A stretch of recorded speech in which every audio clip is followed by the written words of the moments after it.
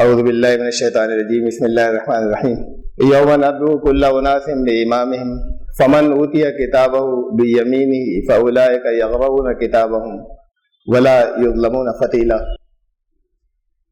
سورہ بنی اسرائیل کی آیت نمبر 71-71 سے آج کا درس شروع ہو رہا ہے، اور ترجمہ اس کا یہ ہے کہ جس دن ہم تمام لوگوں کو یا سارے گروہوں کو ان کے پیشواؤں کے ساتھ، ان کے سرداروں، لیڈروں یا اماموں کے ساتھ بلائیں گے، تو پھر جس کا اعمال نامہ اس کے دائیں طرف سے دیا جائے گا، دائیں ہاتھ سے دیا جائے گا، وہ لوگ اسے اپنے اعمال نامے کو دیکھیں گے، پڑھیں گے، اور ان کے ساتھ ذرا سا بھی رتی برابر ظلم نہیں ہوگا۔ اس سے پہلے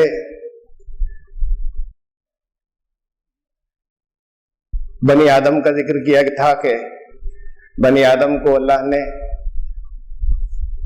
اس کا اکرام کیا، اس کو قابل احترام اور باعزت بنایا، اور اپنی بیشتر مخلوقات پر اس کو فضیلت عطا کی۔ اور تشریح میں یہ بات اس کی گزری تھی کہ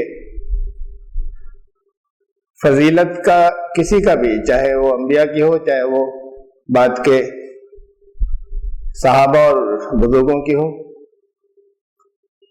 ہمیں اعلان کرنے کا یا طے کرنے کا کسی کو کوئی حق نہیں ہے۔ اور اس کے اصول بتائے قرآن نے کہ اللہ کے نزدیک فضیلتیں تقویٰ کی اور اعمال کی بنیاد پر ہوتی ہیں۔ یہ فضیلتیں اللہ کے یہاں طے ہوں گی، اور پھر یہاں انجام کا ذکر کیا آخرت کا، کہ اس دن تمام لوگوں کو، ہر ایک کے ساتھ ان کو گائیڈ کرنے والا یا مس گائیڈ کرنے والا، ان کو بھی ساتھ میں حاضر کیا جائے گا۔ کچھ وہ لوگ ہوں گے جو لوگوں کو اچھے راستے کی طرف لے گئے، کچھ وہ ہیں جنہوں نے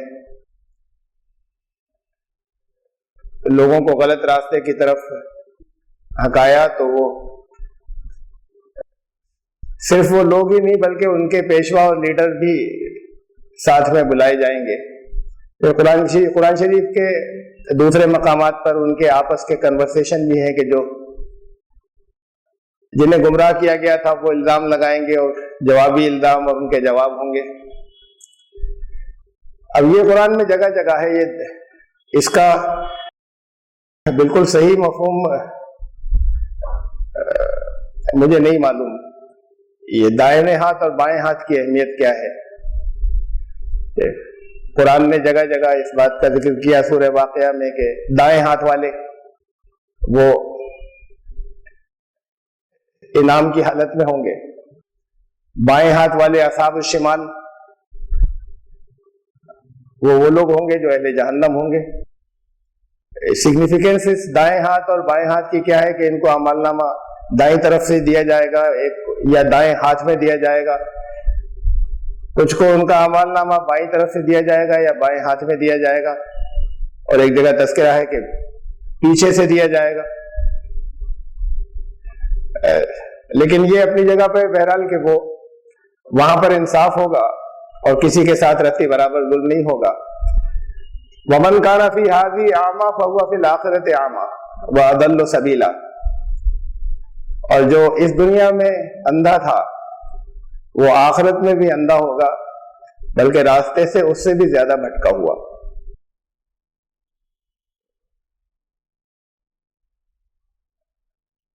میں نے پہلے بھی یہاں پر یہ بات دوسرے اور مختلف موقعوں پہ کسی درس میں ایک سے زیادہ مرتبہ کہی تھی کہ یہ آیت خاص طور سے اس بات کا ثبوت ہے، جو لوگ اس بات پر اڑتے ہیں یا ضد کرتے ہیں کہ کسی جگہ قرآن شریف میں کچھ بھی مراد نہیں لیا جائے گا، کوئی تمثیل نہیں سمجھی جائے گی، کوئی استعارہ جسے کہتے ہیں، کوئی محاورتاً ہم بولتے ہیں، اگر قرآن نے اللہ کا ہاتھ کہا تو اللہ کا ہاتھ ہوتا ہے، چاہے ہمیں یہ نہیں معلوم کیسا ہوتا ہے، اس کی کیفیت کیا ہے، اگر قرآن نے اللہ کا چہرہ کہا تو چہرہ بھی ہوتا ہے. اور اس کی آخری انتہا یہ ہے کہ ایک صاحب کے بارے میں معلوم ہوا، بہت تفصیل ان کی بتائی انہوں نے، وہاں خالد سیف اللہ رحمانی صاحب کے صاحبزادے نے مولوی عمر عابدین صاحب نے، کہ ان کی براہ راست گفتگو ہوئی. انہوں نے پوچھا کہ بھئی اللہ تعالیٰ کا نزول پہلے آسمان پر کیسے ہوتا ہے؟ تو وہ تخت پہ بیٹھے ہوئے تھے اور انہوں نے ایک پاؤں نیچے اپنا لٹکایا اور لٹکا کے کھڑے ہو گئے، بولے ایسے ہوتا ہے. بالکل جیسے کوئی انسان ہے اور جو کچھ کہا گیا ہے وہ بالکل انسان ہی جیسے سارے ایکشنز ہوں. اس آیت کی کوئی توجہ نہیں کر سکتے کہ جس کو یہاں نظر نہیں آتا اللہ نے پیدا کیا نابینا، اسے آخرت میں بھی اندھا اٹھایا جائے گا. من بہت واضح بات ہے، ہر سننے والا سمجھ لے گا، جیسے اسے بھی ہر سننے والے کو سمجھ لینا چاہیے کہ اللہ کا ہاتھ کسی پر ہے کا مطلب یہ کہ اللہ کی سپورٹ اس کے ساتھ ہے، اس کی تائید، اللہ کی تائید اس کے ساتھ ہے. اب اسے تو نہیں مانتے، لیکن اسے پھر ایک موقع پہ ایسا ہوا کہ ایک صاحب سے گفتگو ہوئی، اچھے تھے ویسے بہت معقول، لیکن یہ کہ وہ ان کا بہت زیادہ شدت سے اصرار تھا کہ ہم کسی جگہ کچھ مراد نہیں لیں گے، جو الفاظ ہیں، جو لفظ ہے، وہی اس کے وہی معنی، جو معنی سمجھے جاتے ہیں وہی معنی ہوں گے. تو اس وقت ذہن میں یہ آیت آئی تھی، میں نے ان کے سامنے پڑھی کہ اس کا کیا مطلب ہے کہ جو یہاں نابینا ہوگا وہ وہاں بھی نابینا ہوگا. تو ظاہر ہے کہ یہاں پر نابینا یا اندھے سے مراد عقل کا اندھا ہے، جسے دیکھتے ہوئے نہیں دیکھتا. قرآن شریف نے جگہ جگہ کہا کہ ان کی کہ وہ اندھے ہیں اور بہرے ہیں اور گونگے ہیں، اب نہیں پلٹیں گے. تو وہ اندھے کو آنکھیں پر ایسے نہیں ہے کہ پیدائشی اللہ نے، جسے ہم نابینا کہتے ہیں، بلائنڈ، نہ وہ ہیں، نہ بہرے جس معنی میں ہم کہتے ہیں اس معنی میں بہرے ہیں، نہ اس معنی میں گونگے ہیں جو ہمارے یہاں لوگ کچھ معذور ہوتے ہیں. بلکہ ہدایت کے معاملے میں یہ ساری باتیں کہی گئی ہیں ہدایت کے تعلق سے. تو دنیا میں جس نے یہاں پر راستہ نہیں دیکھا فہو فی الآخرۃ اعمی، ابھی جو آخرت والا اندھا ہے، اس کو لوگوں نے بہت سے لفظی معنوں میں سمجھا، لفظی معنوں میں لیا ہے. یہ تو کسی نے نہیں لیا دنیا کا اندھا کہ وہ جو معذور پیدا کیا گیا اس کو کہا جا رہا ہے. وہ جس نے عقل استعمال نہیں کی، وہ جس نے ہدایت کا راستہ آنکھیں ہوتے ہوئے نہیں دیکھا، وہ آخرت میں اندھا اٹھایا جائے گا. یہ بھی لفظی معنوں میں نہیں ہے، عام طور سے اسے لفظی معنوں میں سزا کے طور پر وہ آخرت میں بلائنڈ ہوگا. تو قرآن نے تو بہت ایک دو جگہ تھوڑی بہت آیات کے اندر تفصیلات بتائی ہیں کہ وہ ایک دوسرے سے بات چیت کریں گے اور کیا کیا دیکھیں گے، عذابوں کو دیکھیں گے. اور ایک مقام یہ میں نے مثال کے لیے رکھا ہے یہاں پر، سورہ قاف کی آیت ہے، آیت نمبر 22، لقد كنت في غفلة من هذا فكشفنا عنك غطاءك فبصرك اليوم حديد. کہا جائے گا کہ جو آج کا دن ہے اس کی طرف سے غافل تھے تم، تو آج وہ جو غفلت کا پردہ تھا وہ ہم نے ہٹا دیا، آج بڑی تیز نگاہ ہے تمہاری. تو اس صاف صاف لفظوں میں کہ نگاہ تو بہت تیز ہوگی، بجائے اس کے کہ اس کو جسے ہم بلائنڈ کہتے ہیں ایسا اندھا کر کے کوئی اٹھایا جائے گا. اور بہت سی آیات ہیں کہ وہاں یہ نہیں کہ وہ ایک جگہ جگہ ٹکراتے ایک دوسرے سے پھر رہے ہوں گے اور ٹٹول کر چل رہے ہوں گے. جتنے لوگ یہاں پر، اور وہ سبھی لوگ جو اہل جہنم ہوں گے وہ سبھی وہ ہوں گے جو یہاں پر اس دنیا کے اندر عقل کے اندھے ہوں گے اور ہدایت کے راستے کی، تو وہ سب کے سب بلائنڈ ہوں گے، تو ٹکراتے پھر رہے ہوں گے ایک دوسرے سے. تو آخرت کے جتنے لوگوں کے بیانات ہیں انہیں آپ پڑھیں تو ایسا نہیں کہ ان کی آنکھیں نہیں ہوں گی یا ان کو نظر نہیں آتا ہوگا. اس دن یہاں پر اس آیت میں کہا گیا کہ اب وہ پردہ ہٹا دیا، آج تمہاری نگاہ بہت تیز ہے. یہ نگاہ جو بہت یہ بھی اصل میں عقل کی بات ہے، اور اس سے اوپر والی بھی عقل کی بات ہے کہ تب تم کچھ نہیں دیکھتے تھے، اب آج یہ جو نگاہ تیز کی بات تھی، آج تمہیں یہ عذاب نظر نہیں آتے تھے، آج تمہیں نظر آ رہے ہیں نا سارے۔ دیکھیے اس کا مفہوم پھر وہ آخرت میں اندھا ہوگا۔ اور ایک دوسری جگہ کہا گیا، یہ بڑی اہم بات ہے سورہ طٰہٰ میں، یہاں پر ذکر کیا گیا کہ قیامت میں اندھا ہوگا۔ آیت نمبر 124، 25، 26، یہ 3 آیات میں نے لی ہیں۔ وَمَنْ أَعْرَضَ عَنْ ذِكْرِي فَإِنَّ لَهُ مَعِيشَةً ضَنْكًا وَنَحْشُرُهُ يَوْمَ الْقِيَامَةِ أَعْمَىٰ، میرے ذکر سے جو یہاں بچ کر نکلا اس کے لیے دنیا کی زندگی تنگ ہو جائے گی۔ وَنَحْشُرُهُ يَوْمَ الْقِيَامَةِ أَعْمَىٰ، اور قیامت کے دن اس کا حشر جو ہے وہ اندھے کی طرح ہوگا، وہ اندھا اٹھایا جائے گا۔ آپ اس آیت کو پھر سے ایک دفعہ دیکھیے، جو اس دنیا میں یہاں پر اندھا تھا وہ آخرت میں اندھا ہوگا۔ اور یہاں کہا گیا کہ جو اس دنیا میں میرے ذکر سے غافل تھا اس کی معیشت، اس کی اکانومی، اس کا رہن سہن، اس کا گزر بسر تنگ ہو جائے گا، اور آخرت میں وہ اندھا ہوگا، قیامت کے دن وہ اندھا ہوگا۔ تو پہلے حصے سے اسے ملائیں اس آیت سے، یہ بعد والی تو بات ایک ہی ہے دونوں میں، کہ قیامت کے دن اندھا ہوگا۔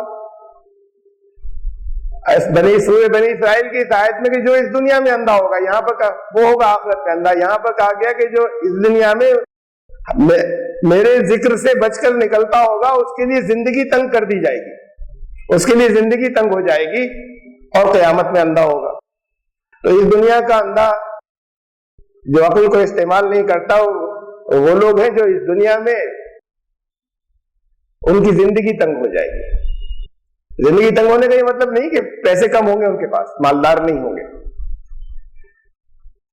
اللہ کے ذکر سے قرآن نے کہا کہ دلوں کو اطمینان نصیب ہوتا ہے، یہ ختم ہو جائے گا تو زندگی تنگ ہو جائے گی، چاہے جتنے پیسے ہوں ان کی۔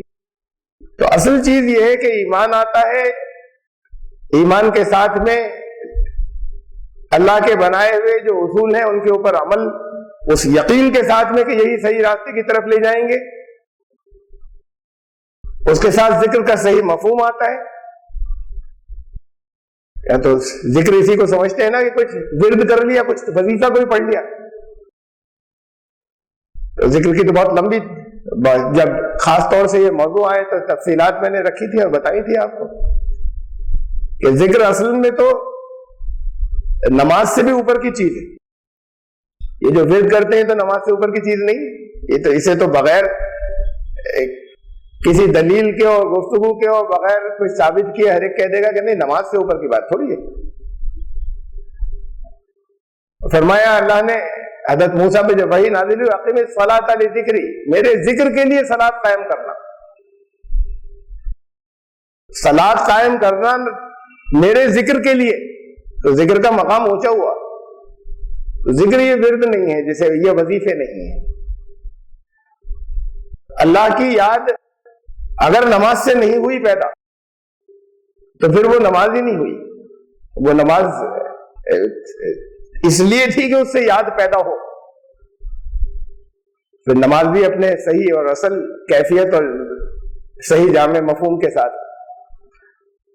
تو جو کوئی میرے ذکر سے غافل ہوا اس کے اندر یہ تمام چیزیں شامل ہیں کہ جو قوانین جتنے یہاں پر بتائے تھے، جو لاز بتائے تھے، جو اصول بتائے تھے، جو اس سے ہٹا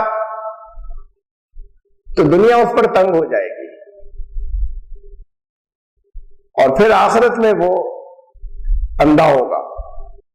اب اسی اندھے کا مفہوم باقی ہے، لیکن یہ بہت اہم بات ہے کہ یہاں دنیا میں اس کی زندگی تنگ ہو جائے گی، وہ ہے جو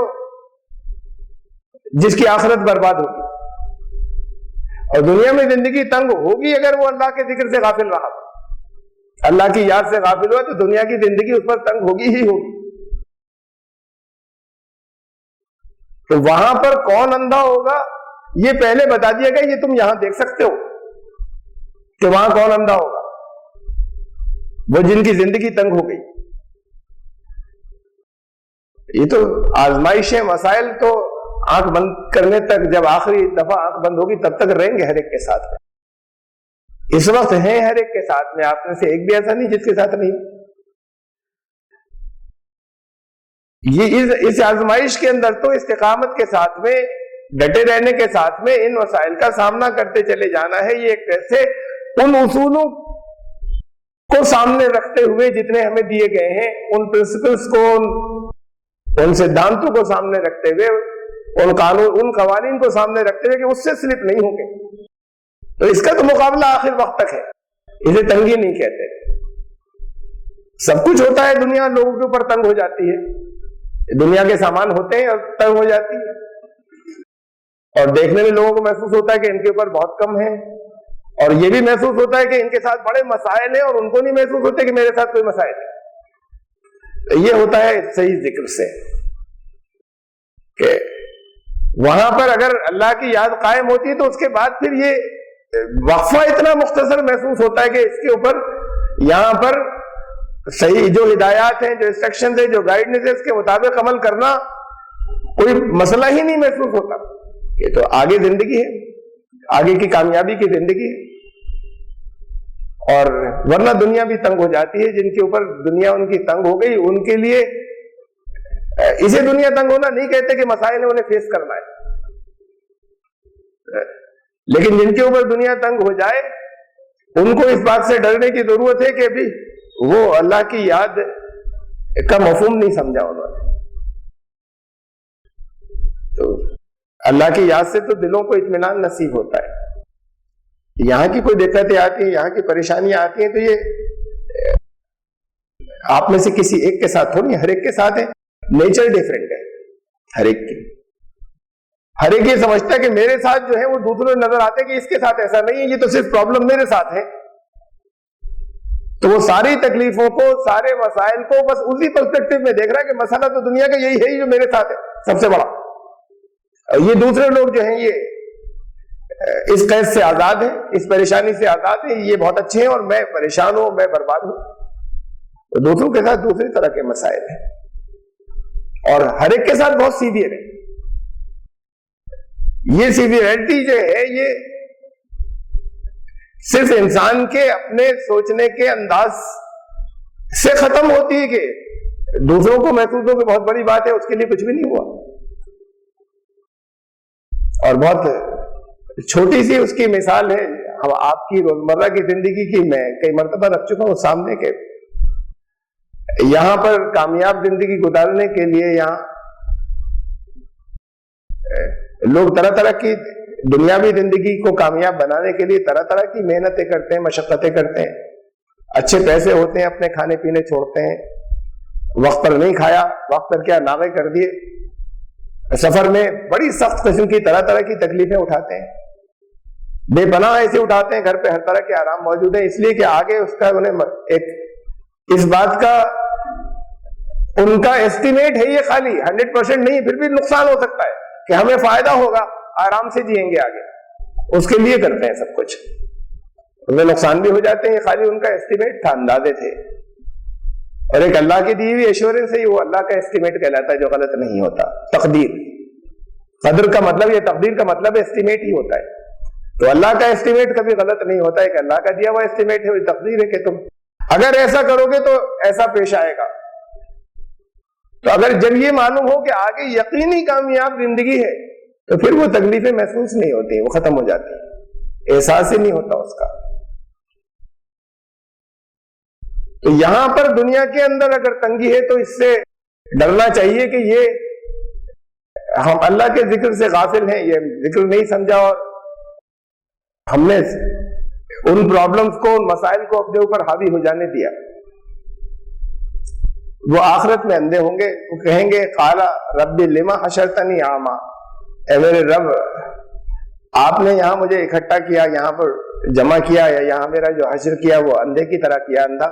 وقت کنت بصیرا، میں تو دیکھنے والا تھا، نظر آتا تھا. دیکھیں ایک بات فائنل ہو گئی کہ دنیا میں اندھا اسے نہیں کہا گیا جو جسے آنکھوں سے نظر نہیں آتا، میں تو وہاں دیکھنے والا تھا. یہ ساری بات عقل کے اندھوں کی چل رہی ہے جو ہدایت سے غافل تھے کہ آپ نے یہاں پر مجھے اندھا اٹھایا، وہاں تو میں دیکھنے والا تھا، نظر آتا تھا. تو یہ جو یہاں پر اندھا اٹھایا، اور اس سے پہلے آپ دیکھ چکے سورہ قاف کی آیت میں کہ اس دن نگاہ بہت تیز ہوگی. تو نگاہ تیز ہوگی اس کے لیے کہ وہ اپنا انجام دیکھ رہے ہیں. اب نظر آ رہا ہے کہ انجام کتنا برا ہے. لیکن یہ اندھا بھی جو ہے، یہ لٹرل میننگ میں اندھا نہیں کہا گیا آخرت کے اندھے کو، کہ ان کی آنکھیں نہیں ہوں گی، ان کو نظر نہیں آ رہا ہوگا. وہ کہے گا کہ صاحب وہاں تو مجھے نظر آتا تھا، یہاں نظر نہیں آتا. وہ یہ کہیں گے کہ صاحب وہاں میں بہت ذہین تھا، مجھے سارے راستے نظر آتے تھے، میں سب فیصلے ٹھیک کرتا تھا، یہاں مجھے کچھ سجائی نہیں دے رہا. یہاں بچ کر وہاں بھی بچنے کی ترکیبیں سوچیں گے، وہاں پر یہ کہ کچھ کر سکتے ہیں یا نہیں کر سکتے ہیں، اور کچھ سمجھ میں نہیں آ رہا ہوگا. ایسے پریشان ہوں گے تو کہیں گے کہ یہ ہماری عقلیں خفت ہو گئی، بالکل سب کچھ سوچنے سمجھنے کی. ہمیں تو بڑا سوچنے سمجھنے والا تھا، بہت ذہین تھا، بڑا انٹیلیجنٹ تھا، بہت بڑا پلانر تھا. یہاں پر بالکل ساری میری عقل جو ہے وہ معاف کیسے ہو گئی. فرمائیں گے، کہا جائے گا کہ کذالک، ایسے ہی ہوگا، انجام ایسے ہی ہوتا ہے. اتت کا آیاتنا فنسیتھا، میری آیات آئی تھی تمہارے پاس تو ان کو تم نے بھلا دیا تھا. وَكَذَلِكَ الْيَوْمَ تُنسَىٰ، تو آج تمہیں بھلا دیا گیا. تو یہ دونوں اندھے جو ہیں، یہ پھر میں اس آیت پہ واپس آ رہا ہوں سورہ بنی اسرائیل کی. وَمَنْ كَانَ فِي هَٰذِهِ أَعْمَىٰ، جو یہاں پر انجام سے بے پرواہ ہے، اپنی عقل کا استعمال نہیں کرتا، بٹ وہ غلط راستے پر جا رہا ہے. اب وہ وہاں پہنچا جہاں منزل تھی، اب وہاں سمجھ میں نہیں آئے گا، راستہ سجائی نہیں دے گا کہ اب اس پریشانیوں سے نظر تو سے آ رہی ہوں گی، نگاہ اس کے لیے بہت تیز ہوگی، اب ان سے بچنے کی کیا سبیل ہے، کیا راستہ ہے. بلکہ پھر وہ ڈیڈ اینڈ ہوگا کہ اب تو یہاں پہنچ چکے، پہلے یہاں تو تھا بچنے کا راستہ جب تک یہاں تھے، اب وہ ختم. اسی سورہ طٰہٰ میں کہا گیا وَكَذَلِكَ نَجْزِي مَنْ أَسْرَفَ، یہی جزا ملتی ہے، ہم ایسی جزا ایسے ہی بدلہ دیا کرتے ہیں کہ جو لوگ اسراف کرتے ہیں. من اسرف، قوتیں ہیں ان کا غلط خرچ کیا، صلاحیتیں ہیں ان کو غلط خرچ کیا، مال ہے اس کا غلط خرچ کیا، جو کچھ بھی علم ہے اس کا خرچ غلط کیا، اسراف کیا، حدیں کراس کی اور توڑی، تو ان کو بدلہ پھر ایسے ملا کرتا ہے. وَلَمْ يُؤْمِنْ بِآيَاتِ رَبِّهِ، جو اپنے رب کی آیات کے اوپر ایمان نہیں رکھتا. تو یہ ایمان کا مطلب بھی اب تو آپ لوگ تو جانتے ہی ہیں، بہت بڑی بھیڑ نہیں سمجھتی. وہ ایمان تو خالی لا الہ الا اللہ کہہ دینے سے ہو جاتا ہے، کہ جو قانون بتائے گئے ہیں اصل میں تو بہت تفصیلات ہیں اس کی، آپ میں سے بہت سے لوگوں کے سامنے تفصیل سے آ چکے ہیں، لیکن اس کی بہت اہم ایک اس کی کلوز یہ ہے ایمان کی کہ قانون کی سچائی کا پوری دل کی گہرائی سے یقین، کہ جو بتایا گیا ہے، جو کچھ بتایا گیا یہ ایسے ہی پیش آئے گا. یہ کہا گیا ہے اس میں فائدہ ہوگا تو فائدہ ہی ہونا ہے، یہ کہا گیا کہ اس میں نقصان ہے تو نقصان ہی ہونا ہے. ہدایات کتنا مکمل یقین ہو کہ پھر وہ انسٹرکشن سے ذرا سا بھی ادھر سے ادھر نہیں ہلے. جو اپنے رب کی آیات پر ایمان نہیں لایا، یعنی اس کو اس کی سچائی کا پورا یقین نہیں ہوا، وہ تھے جنہوں نے اسراف کیا، جنہوں نے غلط صرف کی اپنی صلاحیتیں. وَلَعَذَابُ الْآخِرَةِ أَشَدُّ وَأَبْقَىٰ، اب یہ ڈیڈ اینڈ ہے، اب وہاں پہنچ گئے. یہاں پر تو گنجائش تھی کہ آنکھیں کھولنے اندھے سے دیکھنے والے بن جائیں، وہاں اندھے سے دیکھنے والے نہیں بن رہے کہ وہ ڈیڈ اینڈ ہے، اب اینڈ ہو گیا. اب یہ عذاب جو آخرت کا ہے یہ زیادہ سخت بھی ہے اور باقی رہنے والا ہے. اب یہ نہیں ہوگا کہ یہاں پر پھر استعمال شروع کر دیں اور راستہ کوئی مل جائے، یہاں راستہ مل سکتا ہے. یہ دونوں اندھے کا جو ذکر ہے کہ وہاں پر اب راستہ یہاں پہ جیسے انہوں نے راستہ جان بوجھ کر نہیں دیکھا، وہاں کوئی راستہ ان کے سب چاہیں گے لیکن کوئی راستہ سمجھ میں نہیں آئے گا، وہ وہاں بھی اندھے ہوں گے. وَإِنْ كَادُوا لَيَفْتِنُونَكَ عَنِ الَّذِي أَوْحَيْنَا إِلَيْكَ لِتَفْتَرِيَ عَلَيْنَا غَيْرَهُ وَإِذًا لَاتَّخَذُوكَ خَلِيلًا. یہ قادہ جو لفظ آتا ہے نا، قادہ عربی زبان کے اندر، اس کا مطلب یہ ہوتا ہے کہ بس کسی کام کے اگر کہیں کہ قادہ یفعلو، یفعلو مانے وہ کرتا ہے یا کرے گا، قادہ یفعلو کا مطلب ہوا کہ وہ بس قریب تھا کہ کر لیتا لیکن نہیں کیا، کر نہیں پایا. اور کہیں اگر نفی آ جائے کسی ورب کے ساتھ یا کسی فعل کے ساتھ کہ کادا لا یفعلو، وہ نہیں کرتا تھا، کرتا ہوا نہیں لگتا تھا لیکن پھر کر ہی دیا آخر میں. تو وَإِن كَادُوا لَيَفْتِنُونَكَ عَنِ الَّذِي أَوْحَيْنَا إِلَيْكَ لِتَفْتَرِيَ عَلَيْنَا غَيْرَهُ وَإِذًا لَاتَّخَذُوكَ خَلِيلًا. تو اگر ایسا ہوتا کہ جو وحی تمہاری طرف بھیجی گئی ہے الَّذِي أَوْحَيْنَا إِلَيْكَ،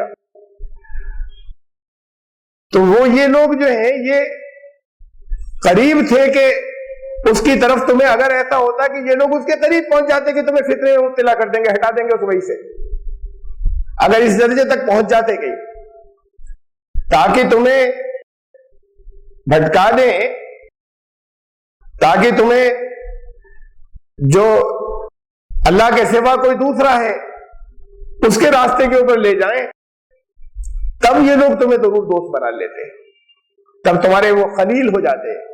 دیکھیے ایک تو دوستی کا لفظ ولی کے ساتھ آتا ہے، جس کے بارے میں جگہ جگہ کہا گیا قرآن شریف میں کہ تم انہیں اپنا دوست نہ بنانا، اولیاء مت بنانا اپنے.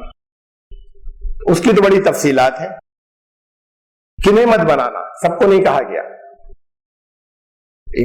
جو ایمان لانے والوں کے مفاد کے خلاف دوست مت بنانا، تفصیلات دی ہیں جگہ جگہ قرآن نے، کہیں مختصر دیا ہے اسے لے کر لوگ کہتے ہیں کہ دوستی منع ہے. وہ لوگ جو جنہیں کہیں اگر دعوت بھی پیش کرنے ہیں، جو وہ لوگ جو اس وقت ایمان میں نہیں ہیں، ان سے دوستی منع ہے. تو جگہ جگہ قرآن شریف میں اس کی تفصیلات بتائی گئی. ایمان والوں کے مفاد کے خلاف دوستی منع ہے. کہیں کہا گیا انہیں اپنا رازدار مت بنانا کہ وہ تمہارے جو راز کی باتیں ہوں جو ایمان والوں کی جماعت کی ہیں وہ ان تک پہنچ جائے اور ان کا وہ غلط استعمال کر لیں، ایسا مت کرنا ان کے ساتھ میں. کہا کہ کہیں پہ تفصیل بتائے گی کہ ان لوگوں سے کہا جا رہا ہے دوستی مت کرنا کہ جو تمہارے دین کی وجہ سے تم سے لڑنے آئے یا جو لڑنے آئے ان کی دین کی، تمہارے دین کی وجہ سے ان کی مدد کرنے والے، ان سے مت کرنا دوستی. اور ان کے علاوہ اللہ نہیں کہہ رہا کہ دوستی مت کرنا، یہ الفاظ ہے کہ ان کے علاوہ اللہ تمہیں نہیں روک رہا کہ دوستی مت کرنا. یہ تو تھی وہ دوستی، وہ جس کے اندر جو لفظ ولی کے ساتھ ہے کہ ان کو اولیاء مت بنانا اپنے. اس میں ایک سرپرستی ہوتی ہے اور دوستی ایسی نہیں ہوتی جیسے یہاں پر ہم جو دوست کہتے ہیں، یہاں جو ہمارے یہاں جو عام طور سے دوستی کے لیے جو لفظ بولا جاتا ہے وہ یہ ہے خلیل. اس کا مفہوم یہ ہے، وہ دوستی ہے کہ ان کو اپنا یہ سمجھنا کہ یہ ہمارے کام آئیں گے. اس دوستی کے اندر یہ نہیں کہ گلے میں ہاتھ ڈالے گھوم رہے ہیں، یا یہ کہ ہر وقت اس کے بس ایسی محبت کے جس کے اندر ان کی یاد آ رہی ہے اور ان کے بغیر گزارا نہیں ہو رہا. یہ جو لفظ خلیل ہے یہ ہے وہ دوستی کے بالکل ایک گھل ایسے کہ جیسے یہی بس اپنے. یہاں پر ہمارے یہاں جو دوستی کا مفہوم ہے وہ خلیل سے ادا ہوتا ہے، وہ ولی یا اولیاء سے نہیں. اور اس کو تو وہ تو منع نہیں کیا گیا ہے. تو آگے یہ جو ہے یہ تمہیں اپنا دوست ایسا بنا لیتے، اگر قریب بھی پہنچ جاتے تمہیں تمہاری وحی سے ہٹانے کے. یہ نبی کا مقام کا قریب بھی نہیں پہنچ سکے تمہارے تو.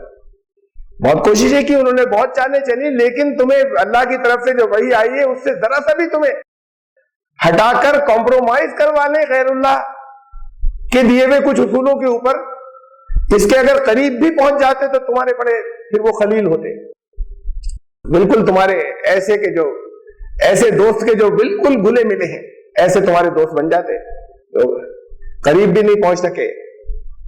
ولولا ان ثبتناک لقد کدت ترکن الیہم شیئا قلیلا. کہ یہ اللہ نے فرمایا کہ ہم نے ثابت قدم رکھا، پاؤں جمائے رکھے.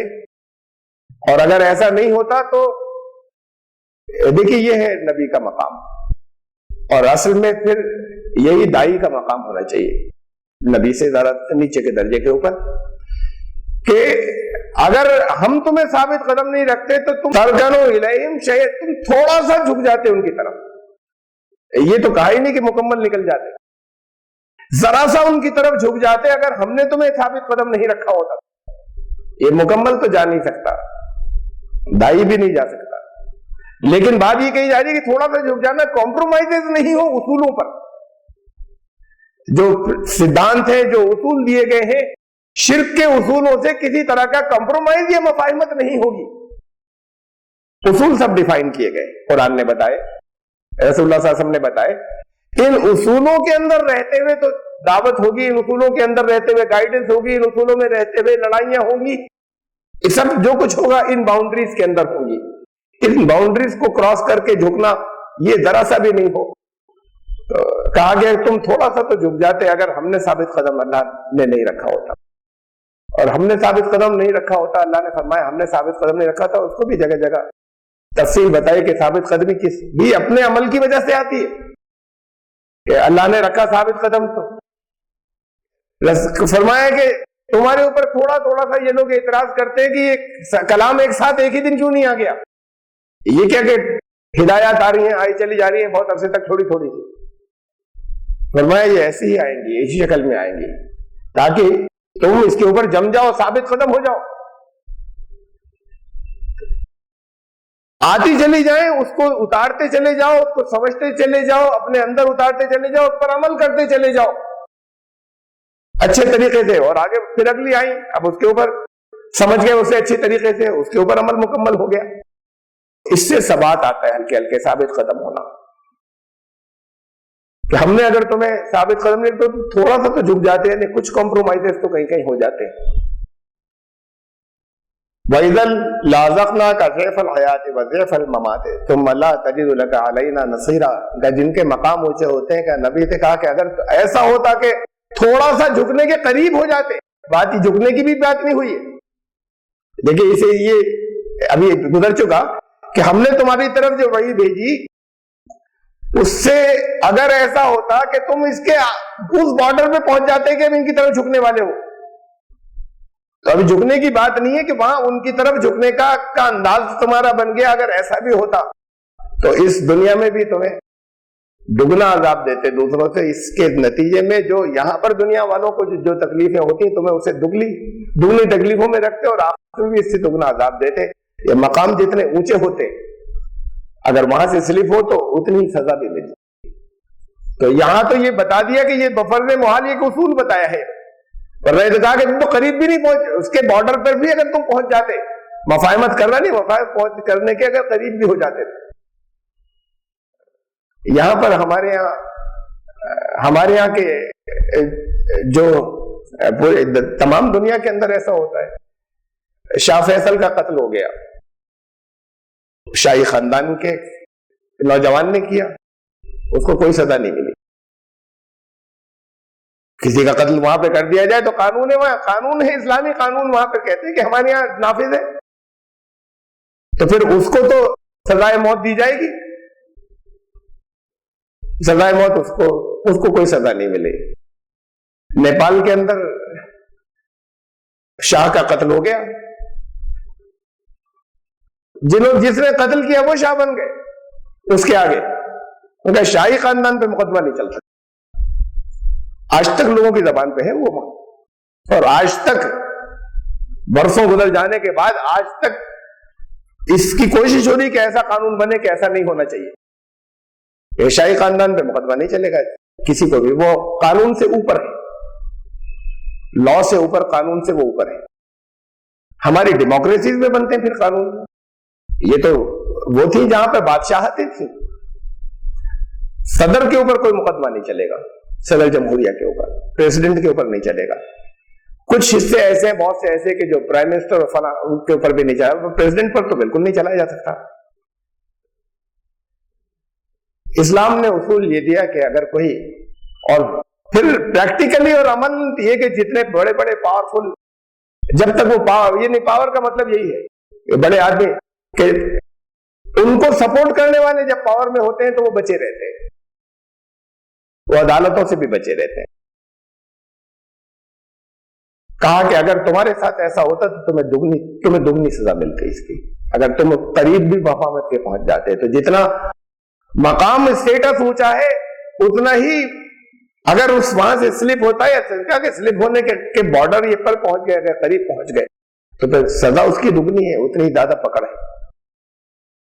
یعنی لا جو ہے وہ سب کے لیے برابر ہوتا ہے. کہا کہ اگر ذمہ داریاں زیادہ تھی تو سزا بھی زیادہ ملے گی.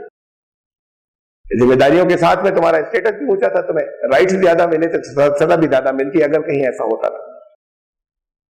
وَإِن قَعَدُوا, یہ سب قعدوں کے ساتھ میں چل رہا ہے کہ اگر اس کے قریب بھی کوئی پہنچ جاتا, لیکن نبی اس مقام کے اوپر رہے کہ اس کے قریب بھی نہیں پہنچ سکتے تھے سلپ ہونے کے. وَإِن قَعَدُوا لَيَسْتَفِزُّونَكَ مِنَ الْأَرْضِ, اور اگر وہ پھر اس کے قریب بھی کہیں پہ اگر پہنچ جاتے کہ تمہارے قدم زمین سے اکھاڑ دیں, لِيُخْرِجُوكَ مِنْهَا, کہ یہاں سے تمہیں خارج کر دیں, نکال دیں.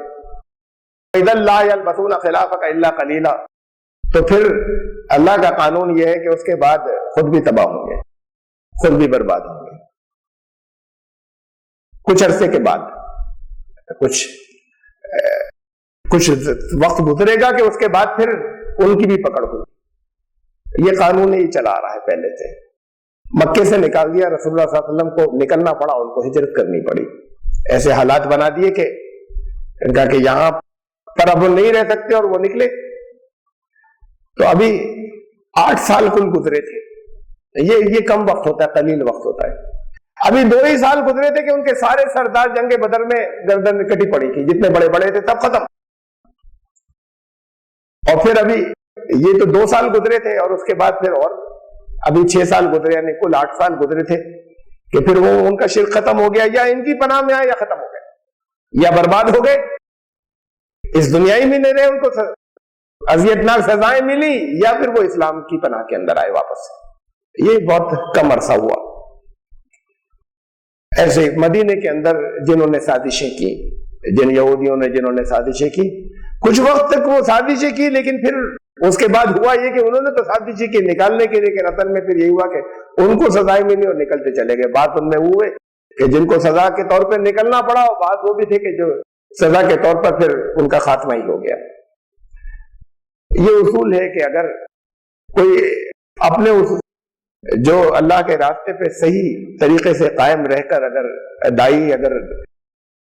وہ دائی کی حیثیت رسول کی ہوتی ہے, رسول کے رسول, اللہ کے رسول کا پیغام لے جانے والا, تو اگر وہ ثابت قدم رہتا ہے اور کہیں کمپرومائز نہیں کرتا, اور اس کی وجہ سے اس کے خلاف اگر ایسا ماحول بنتا ہے کہ ان کو نکال دیا جائے, تو یہ تو ہو سکتا ہے کہ نکال دیا جائے, لیکن پھر ان پر عذاب آتا ہے, ان لوگوں کے اوپر نکالنے والوں پر عذاب آتا ہے.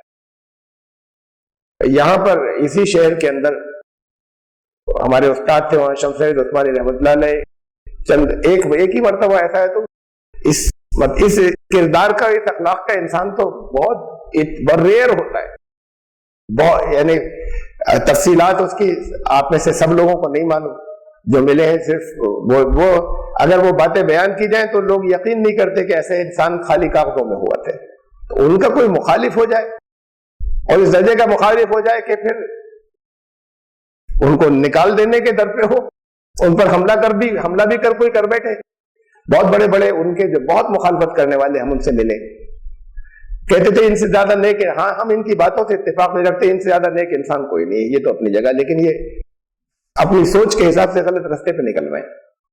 ہاں نیکی میں ہم کوئی شہر میں ایسا انسان نہیں پاتے. وہ لوگ جو سخت مخالف تھے, جو کھلے عام مخالفت کرتے تھے, وہ یہ بات ساتھ میں کہنا ضروری سمجھتے تھے. ایک صاحب نے ایک مضمون لکھا ان کے خلاف, ناظم کے اندر اور فل پیج کے اوپر, اس نے بھی کہنا ضروری سمجھا کہ جہاں تک ان کی ذاتی زندگی کی نیکی کا سوال ہے, ہم انگلی نہیں رکھ سکتے ان کے اوپر.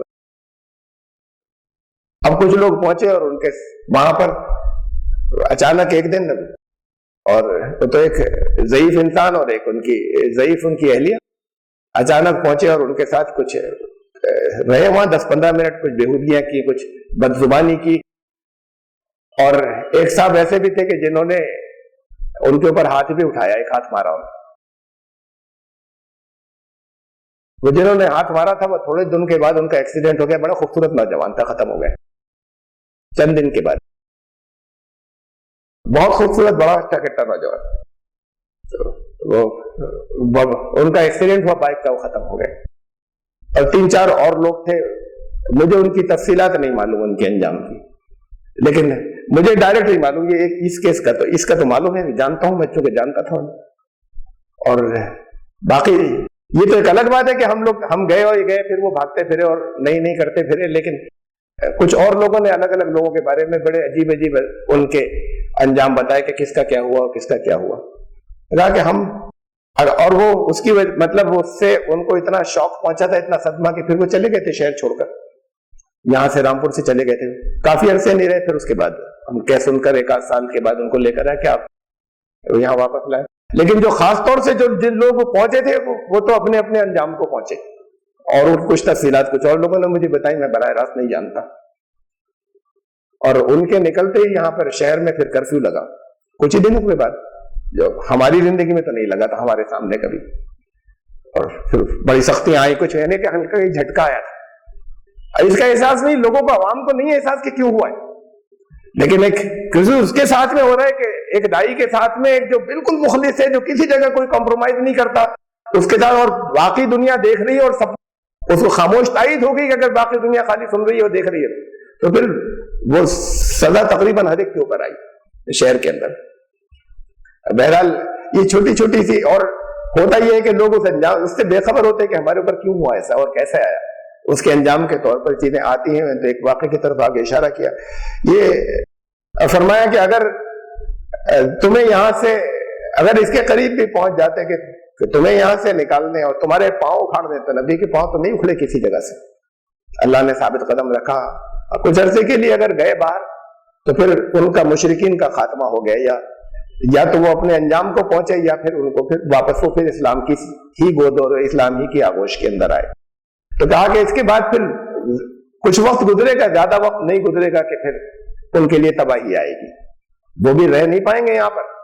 یہ سمجھیں گے پھر اب ہم یہاں پر اچھی گزاریں گے تو پھر اچھی نہیں گزار پائیں گے، پھر ان کا انجام بھی برا ہوگا. پھر زیادہ وقت، اب لوگوں کو یہ ہوتا ہے کہ زیادہ وقت، نبی کے ساتھ میں وہ 8 سال گزرے، تو یہ 8 سال کا عرصہ زیادہ عرصہ نہیں ہوتا، بہت چھوٹا سا عرصہ ہوتا ہے.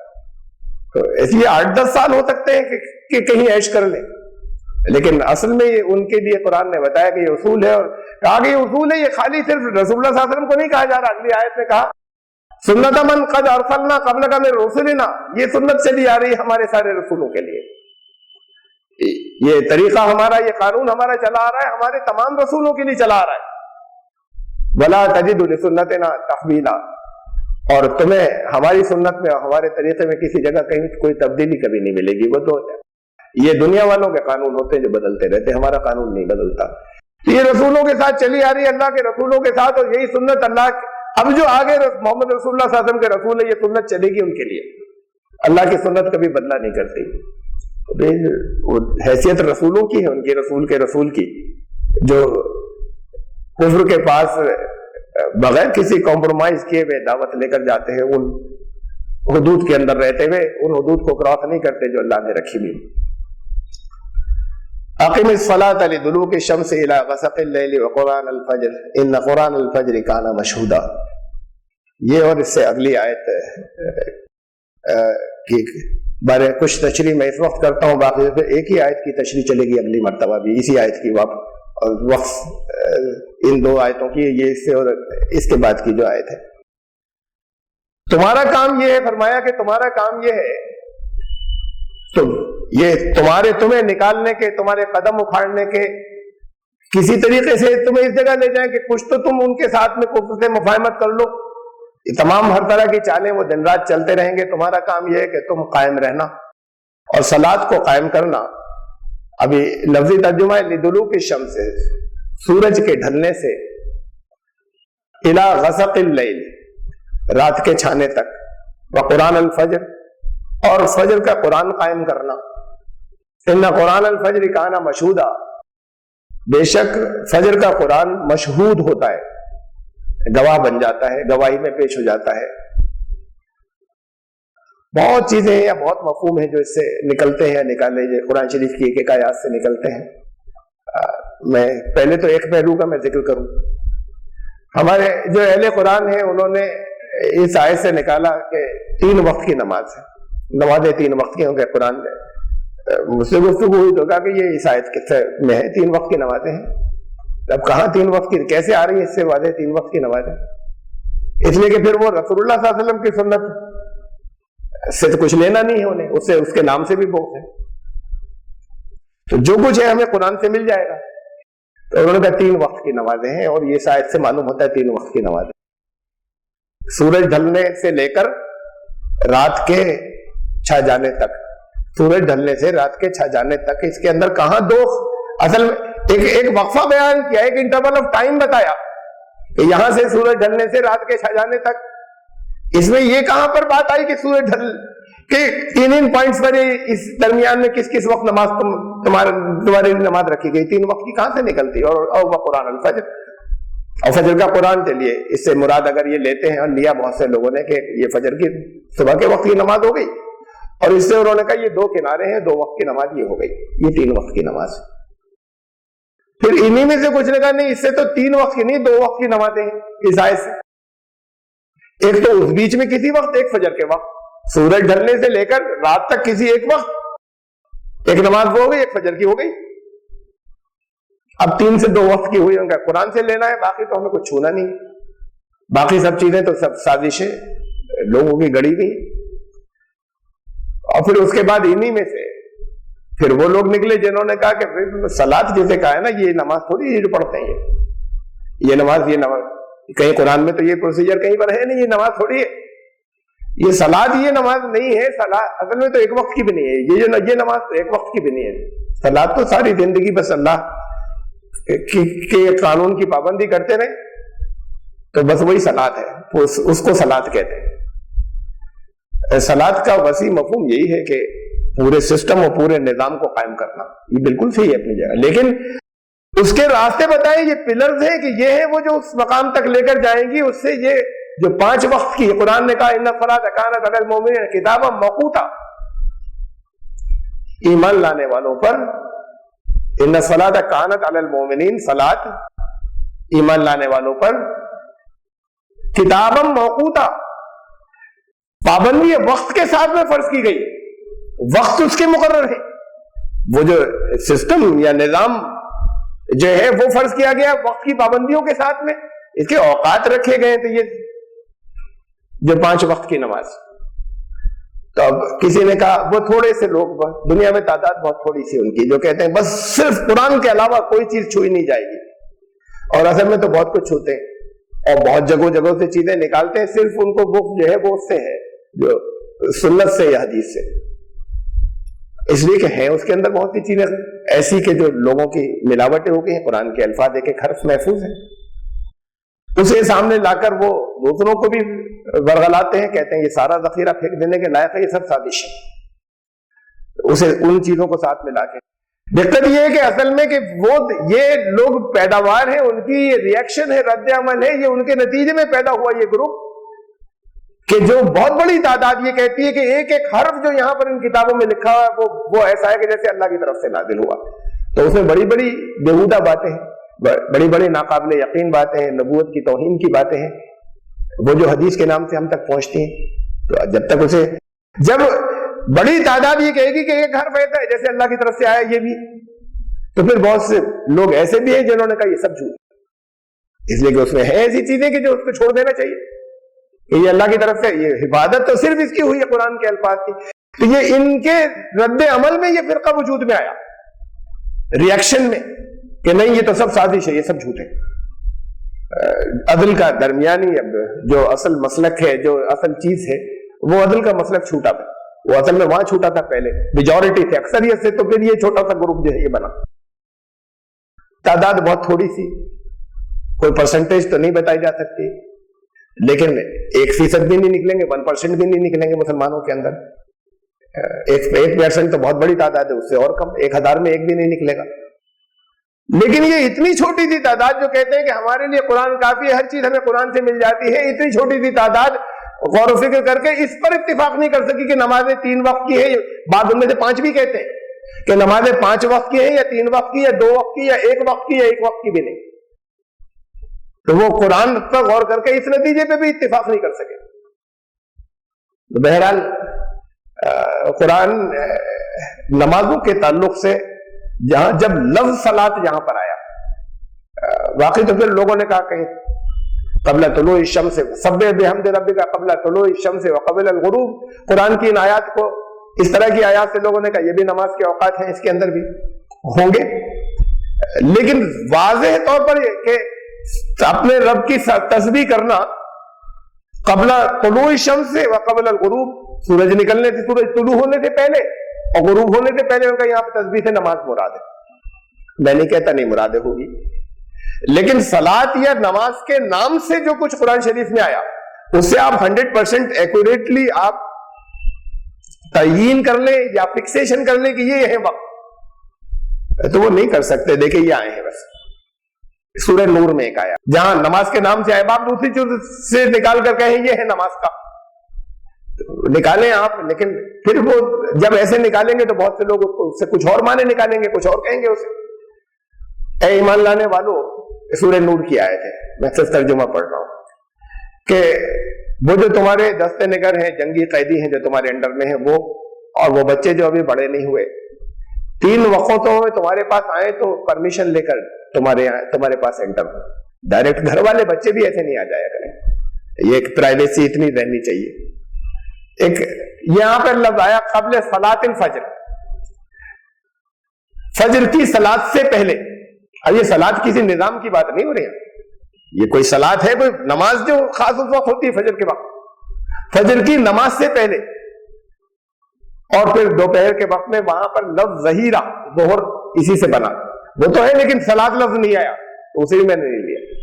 तो दोपहर, क्योंकि उसे दोपहर कहते हैं, उसे यहां सलात ज़ोहर नहीं कहा गया है। एक दोपहर के वक्त में अगर तुम आराम करने लेटो, और वह बाद सलातिल इशा, और ईशा की नमाज के बाद आए तो लॉक करके आए, इजाजत लेके आए, कह कर आए। जो घर के बच्चे भी हैं, ये प्राइवेसी रहनी चाहिए कि ये बेशर्मी और बेहयाई ऐसे नहीं हो कि घर वालों के भी कि हर जगह हर एक के पास घुस गए हर वक्त में। तो बच्चों के बारे में भी एहतियात करना कि वो सलात फजर की नमाज से पहले के वक्त में और ईशा की में सिर्फ, और दरमियान दोपहर में अगर तुम आराम करने लेटो तो उस वक्त, और रात की।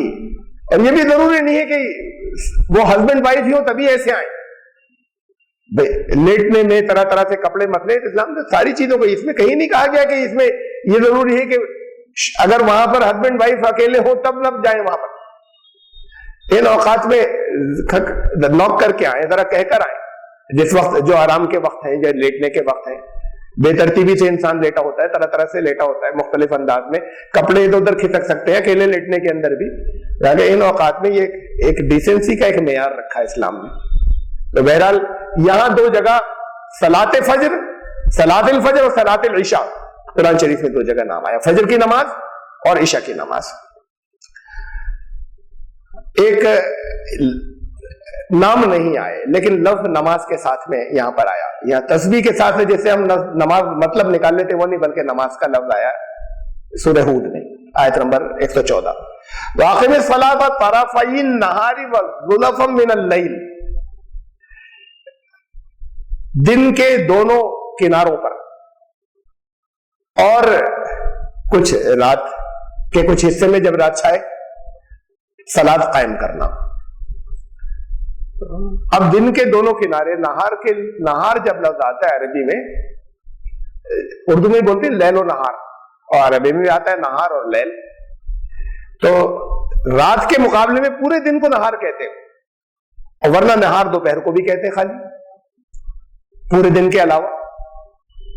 अब दोनों माने दिए जा सकते हैं। जहां पर अगर हम इससे कहीं वक्त निकालने लगे तो वक्त तो सिर्फ वो सलातुल फजर और सलातुल इशा के अलावा नहीं आ रहे। नमाज के बारे में तो कहा कि नमाज कायम करना, अगर इसे कहें हम नहार, वो सुबह दिन का वक्त, तो वो दोनों अतराफ, दोनों के, अक्सर लोगों ने इससे मतलब निकाला ये यहां पर फजर की नमाज और मगरिब की नमाज का इशारा है, ये 2 किनारे हो गए दिन के, और फिर रात का कोई वक्त, एक इशा की बात आ गई। अब ये मफहूम ऐसे निकाले जा रहे हैं और होंगे ये अपनी जगह पर, लेकिन फिक्स करके तो दो नाम आए, सलातुल फजर और सलातुल इशा, बाकी सब चीजें हमें सुन्नत से मिल रही। इससे निकालने के लिए अगर हम बैठेंगे ऐसे तो कोई इसे नहार को कहेगा ये फजर और मगरिब मुराद है, ज्यादातर ने ये कहा। यह भी कहा जा सकता है वो दोपहर के किनारे एक शुरू वाला हिस्सा जहां से दोपहर पूरी शुरू हो रही है, एक जोहर और एक असर, ये भी कह सकते हैं हम इसे। तो जब ऐसे निकाला जाएगा अल्फाज से, तो फिर वो इससे हर एक तरह से अपने निकालेगा। फिर इसकी तशरीह असल में तो रसूलुल्लाह सल्लल्लाहु अलैहि वसल्लम के अमल से मिलेगी, वरना तो उन 2 नामों के अलावा फिर हमें नहीं मिलती तफसील। या एक जगह ये आया जहां पर हम कहें कि نماز، اس نماز کا ذکر ہے کہ کب، اب اس سے مطلب کیا؟ حافظوا علی الصلوات والصلاۃ الوسطی، اپنی نمازوں کی حفاظت کرنا، خاص طور سے صلاۃ وسطی کی، جو بیچ میں آئے نماز، درمیانی نماز کی۔ اب درمیانی نمازوں پہ بھی دو انٹرپریٹیشن ہے۔ ایک تو درمیانی کیا ہوئی؟ فجر، ظہر، عصر، مغرب، عشاء، یہ 5 نمازیں ہیں، تو بیچ کی کون سی ہوئی؟ عصر ہوئی۔ یہ تو ایک انٹرپریٹیشن ہے اس کا، ایک توجیہ ہے یا ایک مطلب ہے اس کا۔ دوسرا یہ ہے کہ اسلامی دن جو شروع ہوتا ہے یا تاریخ شروع ہوتی ہے وہ مغرب سے شروع ہوتی ہے، ڈیٹ۔ یہ تو آپ صبح سے شام تک کا اپنا دیکھ رہے ہیں حساب، اپنے کام کے دن کو کے حساب سے اپنا دن لگا رہے ہیں آپ، ورنہ ڈیٹ جو اسٹارٹ ہو رہی ہے، اگلا دن جو شروع ہو رہا ہے وہ وہاں سے شروع ہو رہا ہے، سورج غروب ہونے سے۔ تو پہلی نماز اس تاریخ کی یا کسی خاص دن کی پہلی نماز کون سی ہوئی؟ پہلے رمضان کی پہلی نماز کون سی ہوئی؟ جو مغرب کی ہے اس دن، چاند نظر آنے کے بعد۔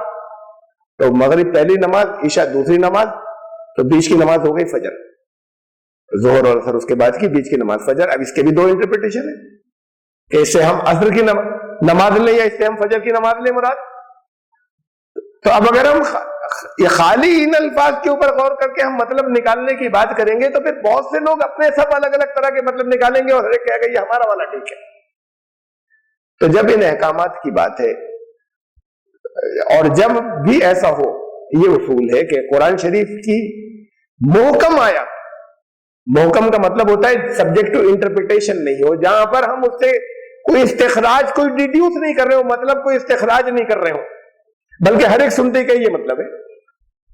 تو محکم کوئی بات ہو تو وہ تو بالکل ویسے ہی لے لی جائے گی، اس میں کوئی گنجائش کسی طرح کی بنتی ہی نہیں۔ اب کہیں کوئی بات اس کے خلاف لکھی ہوئی ہے اگر تو غلط ہے، چاہے اگر حضور صلی اللہ علیہ وسلم کے نام سے کوئی بات ہمارے پاس آ رہی ہے تو حضور صلی اللہ علیہ وسلم کی کہیں بھی نہیں ہے۔ تو دو تو نام آ گئے، صلاۃ الفجر، صلاۃ العشاء۔ باقی آپ کہیں سے سچا ایکوریٹ ایسے نہیں نکال سکتے کہ سب لوگ اس پہ یقین کر لیں کہ ہاں اس کا یہی مطلب ہے۔ الگ لوگ الگ الگ مطلب نکال سکتے ہیں باقی اوقات کے لیے، نماز کے لیے یا صلاۃ کے لیے۔ اس میں ہمیں جب کوئی چیز محکم نہ ہو، اور قرآن شریف کہہ رہا ہے کہ وہاں سے لے کے اقیم الصلاۃ لدلوک الشمس الی غسق اللیل، سورج کے غروب ہونے ڈھلنا جو شروع ہو، اسے ہم ظہر بھی کہہ سکتے ہیں۔ یہاں پر بھی لوگوں نے الگ الگ معنی دیے ہیں، یہ دلوک الشمس ہے، بہت سے الگ الگ تفسیر کرنے والوں نے، اہل لغت نے بھی الگ الگ معنی لکھے۔ بعض نے اس کو یہاں تک کہہ دیا کہ وہ سورج یہاں سے موو کرنا ہے کہ صبح کے وقت کو کہیں گے دلوک الشمس۔ اکثریت نے یہ کہا کہ جب سورج ڈھلنا شروع ہوتا ہے یعنی ظہر والا حصہ، دلوک الشمس اسے کہیں گے، اور بعض نے یہ کہا کہ سورج غروب ہونے کو کہیں گے۔ تو اس پہ بھی مفہوم جو ہے وہ لوگوں کے الگ الگ ہو گئے۔ تو فکس کر کے تو آپ اوقات نکالیں گے جو صلاۃ الفجر اور صلاۃ العشاء سے الگ نہیں نکلتے کچھ۔ اب جو اوقات نکلتے ہیں وہ ہمیں سنت سے ملیں گے، رسول اللہ صلی اللہ علیہ وسلم کی، کہ اس کی تشریح جب لوگ الگ الگ سبجیکٹ ٹو انٹرپریٹیشن ہوگا تو پھر رسول اللہ صلی اللہ علیہ وسلم نے کیا اس کو بتایا کہ اس کا مطلب کیا ہے، اس کو لینے کے اوپر بغض ہے۔ ہم چار لوگ اپنی اپنی رائے رکھیں اور رسول اللہ صلی اللہ علیہ وسلم نے کیا بتایا اس کو نہیں لیں گے، ہماری چار لوگوں کی الگ الگ رائے رہیں گی، اور یہ رائٹ دے دیں کہ ہر ایک اپنے پانچوں آدمی اپنی نکال لے اس کے اندر سے۔ تو جہاں پر قرآن شریف کا پھر یہ اصول ہے اس کے قرآن فہمی کا، پہلی چیز کہ جو محکم ہو اس کو تو پکڑ لینا ہے، اس کے خلاف کوئی چیز کہیں پر صحیح نہیں ہو سکتی اس کے مقابلے میں، اور جو سبجیکٹ ٹو انٹرپریٹیشن ہو جس میں سے کئی معنی لیے جا سکتے ہیں، نکالے جا سکتے ہیں، وہاں پر رسول اللہ صلی اللہ علیہ وسلم کی سنت سے لینا ہوگا ہمیں کہ سنت ہمیں کیا مل رہی ہے نبی اکرم صلی اللہ علیہ وسلم کی۔ اب اس میں رسول اللہ صلی اللہ علیہ وسلم کی سنت ہمیں، اس پر میں تفصیل سے اگلی مرتبہ میں بات کروں گا کہ رسول اللہ صلی اللہ علیہ وسلم کی سنت ہم تک یہ بہت اسٹرائکنگ بات ہے اور بہت غور طلب بات ہے کہ رسول اللہ صلی اللہ علیہ وسلم کی سنت ہم تک، ہمیں تو صرف یہی معلوم ہے نا کہ حدیثوں سے پہنچی، اور تو کوئی طریقہ ہے نہیں، کسی کو آ کے کہیں کسی کو خواب میں تو بتایا نہیں، اور کسی کو خواب میں کچھ بتایا ہو تو فقہ کا مسئلہ یہ ہے اور علماء کہتے یہ ہے کہ یہ بس اسی کے لیے حجت ہے، باقی لوگوں کے لیے کوئی کہے کہ میں نے خواب میں دیکھا، باقی لوگوں کے لیے ماننا ضروری نہیں ہے اس کو۔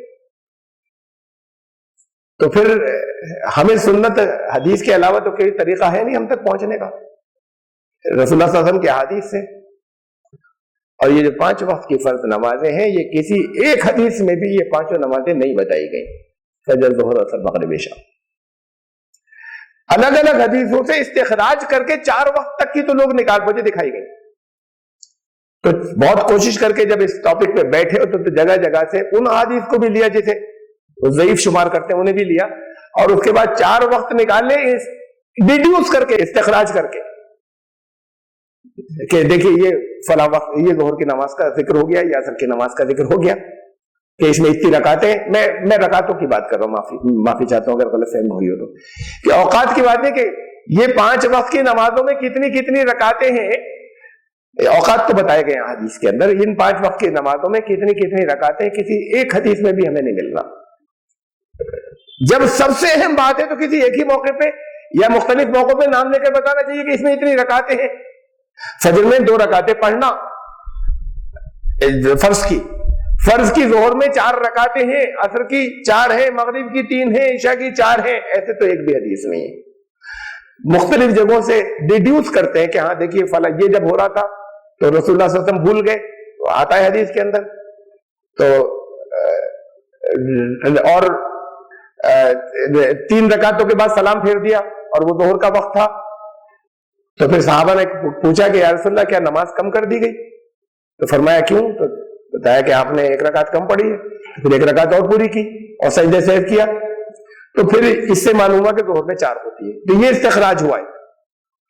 جو اہم ترین دین کی بات ہے وہ تو واضح بتانی چاہیے تھی, چلیے استخراج کر کے ہی صحیح. ایسے ہی عصر کا وقت نکالا گیا, ایسے فجر کا نکالا گیا وقت کے میں اتنی رکعتیں, لیکن 5 وقت کی نہیں مل سکی ابھی تک, مجھے نہیں ملی. میں نے استخراج کر کے میرے 5 وقت کی رکعتوں کی تعداد رسول اللہ صلی اللہ علیہ وسلم کی حدیث سے میں مل گئی. پھر یہ ہم کیسے کر رہے ہیں؟ سنت ہمیں جو ملے اگر صرف وہی ایک طریقہ ہے کہ حدیث سے ہم تک پہنچے, اور حدیث میں ہے نہیں 5 وقت کی رکعت کی تعداد, تو پھر ہم تک کیسے پہنچے اور سب لوگ صحیح عمل کر رہے ہیں؟ کتنے نفل پڑھیں, کتنی سنتیں موقعہ ہیں, وتر کی کتنی رکعتیں, اس میں تو اختلاف ہے, اور ان کا حدیثوں میں ذکر بھی بہت ہے. ان حدیثوں کی بنیاد پر ان پر اختلاف ہے, اور جو ہے نہیں صرف جو اس پر کوئی اختلاف امت میں ہے ہی نہیں. سب ایسے ہی پڑھتے ہیں. شیعہ بھی اتنی پڑھتے ہیں رکعتیں, مغرب کی 3 ہی پڑھتے ہیں, سنی بھی فجر کی 2 ہی پڑھتے ہیں, شیعہ بھی ایسے ہی پڑھتے ہیں. ان کے تمام فرقے, سنیوں کے تمام فرقے ہدیہ کہ وہ بھی جنہیں سب نے بال اتفاق سب نے اتفاق کر کے انہیں خارج کر دیا کہ یہ ایمان میں نہیں ہے قادیانی, وہ بھی نماز پڑھتے اور رہتے اتنی رکعتیں پڑھتے ہیں 5 وقت کی. تو یہ کہاں سے آیا پھر جب کسی حدیث میں نہیں تھا؟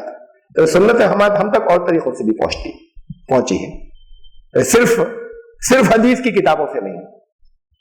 پھر بات تو یہ کہ یہ زیادہ کم از کم ایک آدھ طرح سے ہر معاملے میں نہیں, لیکن کم از کم اس معاملے میں اس پر جب امت میں کہیں اختلاف ہی نہیں کہ اس وقت کی کتنی رکعتیں, کہیں کوئی اختلاف نہیں. سنتوں پہ ہے اختلاف, وتر پہ ہے اختلاف, اور ان کا بہت ذکر ہے حدیثوں میں. فرض نمازوں کی تعداد سب سے پہلے تو یہ تفصیل سے بتانی چاہیے, اسلام کا سب سے پہلا رکن ہے, اور نہیں مل رہا ہمیں. جو آج جو حدیثیں ہم تک پہنچی سب نہیں پہنچی, کچھ باتیں غلط بھی پہنچی, جو لوگوں نے اس کے اندر جھوٹی شامل کر دی, بعض کی یادداشت میں گڑبڑ کی وجہ سے کچھ پہنچنے میں کچھ غلطی ہو گئی, بہت سی صحیح پہنچی. تو اگر تھا تو ہم تک پہنچی نہیں وہ, یہ تو اہم ترین رکن تھا, اس پر امت میں کوئی اختلاف نہیں ہے. تو اس کا مطلب ہم تک سنت پہنچنے کے اور بھی ذریعے ہیں کہ کوئی بغیر ایسے ذریعہ بھی پہنچا, ایسا نکلا ہے کہ جس میں کوئی اختلاف ہی نہیں ہوا کبھی, اور وہ حدیث کی کتابوں میں نہیں ہے. یہاں فرق ایک آتا ہے, یہ بھی ایک بڑی اہم بات ہے, اور وقت زیادہ ہو گیا تو میں صرف ایک جملے میں کہہ رہا ہوں اسے. یہاں فرق آتا ہے حدیث اور سنت میں. اس کو اکثریت ایک ہی, سنت اور حدیث ایک ہی چیز ہے. سنت ہمیں حدیث سے معلوم ہوتی ہے, یہ ایک بات ہوئی, لیکن سنت اور حدیث ایک چیز نہیں ہے. رسول اللہ صلی اللہ علیہ وسلم کی کوئی سنت ہو سکتا ہے ہم تک نہ پہنچی ہو حدیث سے, بہت سی سنتیں حدیث سے ہم تک پہنچی, اور ایسی سنت بھی ہے یہ جیسے یہ بھی رسول اللہ صلی اللہ علیہ وسلم کے طریقہ جیسے سنت جس سے انہوں نے بتایا کہ نماز کی کتنی رکعتیں پڑھی جائیں گی، یہ حدیث سے ہم تک نہیں پہنچی سب. تو سنت الگ بات ہوئی، ان میں بنیادی طور پہ فرق ہو گیا. سنت وہ جو رسول اللہ صلی اللہ علیہ وسلم کا طریقہ ہے. اب یہ حدیث اس کے پہنچنے کا ایک ذریعہ ہے ہم تک. تو سنت و حدیث میں یہ بنیادی فرق ہے. ہم جب سنت اور لفظ حدیث بولتے ہیں تو دونوں کو ہمیشہ ایک ہی معنی مراد دیتے ہیں. سنت کا مطلب حدیث، حدیث کا مطلب سنت. یہ ایک بنیادی فرق ہے. حدیث سے سنتیں معلوم ہوتی ہیں، حدیث سے اور بھی بہت سی چیزیں معلوم ہوتی ہیں، خالی سنت نہیں. سنت ہم تک پہنچنے کا ایک ذریعہ حدیث بھی ہے، اور سنت ہم سے اور کسی ذریعے سے بھی پہنچی ہم تک. سنت وہ ہے جو رسول اللہ صلی اللہ علیہ وسلم نے ہم کیا، احادیث وہ ہے کہ اس طریقے سے ہم تک پہنچی، اور سنت کے علاوہ بھی بہت سی باتیں پہنچی حدیث سے. تو سنت الگ ہے، حدیث الگ ہے. یہ ٹیکنیکلی دو فرق. ہمارے یہاں اس میں فرق نہیں کیا جاتا. سنت اور حدیث ایک ہی معنی کے اندر بولا جاتا ہے. تو بہرحال اس آیت کی تشریح ابھی اور اس سے اگلی آیت کی بہت، چونکہ کئی پہلو ہیں اس کے اندر، خالی نماز کی اوقات کا ہی نہیں ہے. تو وہ باقی ہے ابھی جو اور پہلو کچھ ہے اس کو دیکھیں گے اور کور کریں گے انشاءاللہ. زندگی رہی تو آئندہ مرتبہ بہت اہم آیات ہیں یہ بھی، اور اس کے بعد والے بھی. تو سورہ بنی اسرائیل کی آیت نمبر 78 ہی کو دوبارہ ہم لیں گے، اور پھر یہاں سے اگلی تشریح یا غور و فکر جو ہے وہ شروع کریں گے آئندہ مرتبہ. سبحان ربک رب العزت عما یصفون.